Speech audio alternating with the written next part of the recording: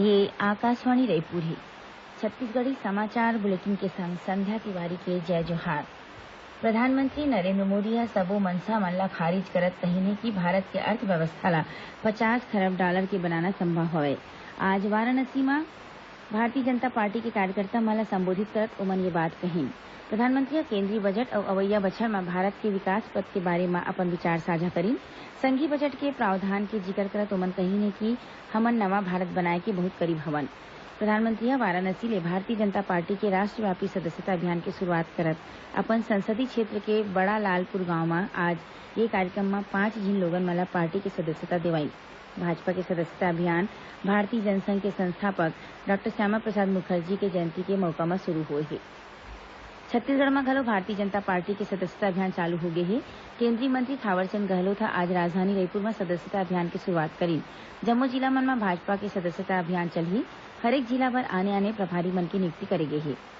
सदस्यता अभियान की शुरुआत के बाद केंद्रीय मंत्री श्री गहलोत पत्रकार मन ले गोठ बात में कही कि अभी भाजपा के 11 करोड़ सदस्य हवय।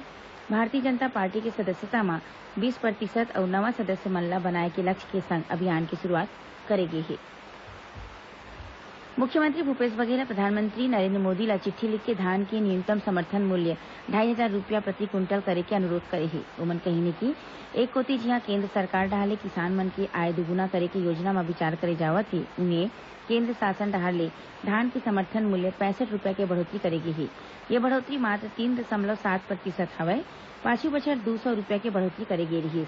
उत्पादन लागत और किसान मन के हित में धान के मूल्य ला बढ़ा के 2,500 रुपया करे जाना चाहिए। प्रदेश में नियमित टीकाकरण कार्यक्रम में 2 नवा टीका ला शामिल करे जावत है। नियमित टीका के संग अब लइका मन ला डायरिया ले बचाए बर रोटा वायरस वैक्सीन पियाए जाही। एकर संगे संग लइका मन ला टिटनेस और डिप्थीरिया गलघोटू ले बचाए बर नवा टीका टीडी वैक्सीन मन ला घलो टीकाकरण कार्यक्रम में शामिल करेगी ही। ये दोनों टीका ले अब लइका मन ला 11 ठिन जानलेवा बीमारी ले बचाया जा सकही। स्वास्थ्य मंत्री टीएस सिंहदेव ह परनदिन 8 जुलाई के रायपुर मेडिकल कॉलेज ले ये दोनों नवा टीका के इस्तेमाल की शुरुआत करही। प्रदेश के जम्मू जिला मन में 9 जुलाई ले लइका और गर्भवती माई लोगिन मन ला ये टीका लगाए जाही। राजस्व मंत्री जयंत सिंह अग्रवाल ह बस्तर संभाग के राजस्व अधिकारी मन के लंबित राजस्व प्रकरण के निपटारा 2 महीना के भीतर करे के निर्देश दी ही। ओमन कहिने कि राजस्व प्रकरण मन के 2 महीना बाद फिर समीक्षा करे जाही और प्रकरण लंबित होए में संबंधित अधिकारी मन के खिलाफ कार्रवाई करे जाही। बैठका में आबकारी मंत्री कवासी लखमा घलो मौजूद रहिन। प्रदेश में वन विभाग लोगन मन ला उखर घर और तीर्थखार के क्षेत्र में पौधा लगाए बर घर पहुंचा के पौधा दीही। वन मंत्री मोहम्मद अकबर इंदिरा निकुंज माना रोपनी में हरियाली प्रसार योजना की शुरुआत करत ये जानकारी दीन। योजना के तहत गाड़ी में एक जिन कर्मचारी के मोबाइल नंबर छपे रही। रायपुर शहर बर मोबाइल नंबर 7587011195 जारी करेगी ही। ये नंबर में संपर्क करके लोगन मन पौधा ले सकत है। देश के जम्मू राज्य और केंद्र शासित प्रदेश मन में 7वां आर्थिक गणना 1 अगस्त ले 15 नवंबर के बीच करे जाही। छत्तीसगढ़ बर ये तीसरा आर्थिक गणना होही।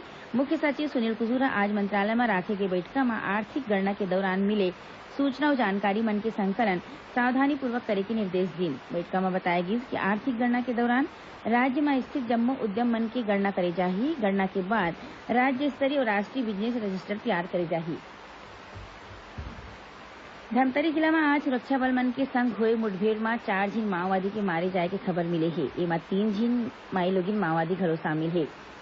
पुलिस अधीक्षक बालाजी राव सोमवार बताइन है कि सिहावा के मेचका थाना क्षेत्र के जंगल में माओवादी मन के होए के खबर मिले में स्पेशल टास्क फोर्स एसटीएफ और जिला पुलिस बल के सामलाट टीम भेजे गे रही। इसी दौरान सुरक्षा बल और माओवादी मन के बीच मुठभेड़ हुई। ये मुठभेड़ में 4 झिन माओवादी मारे गए।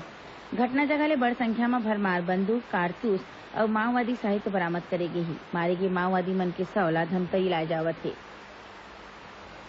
सुनैया मला बता दन कि आकाशवाणी समाचार डाले काली बिहिया 9:05 में जिले की चिट्ठी कार्यक्रम में बलौदाबाजार जिला के कामकाज के बारे में जानकारी दे जाही। जिला प्रदेश के जम्मू आकाशवाणी केंद्र एक संग्रह लेकर ही एक संग छत्तीसगढ़ी समाचार बुलेटिन यही सिरावत है। जय जोहार।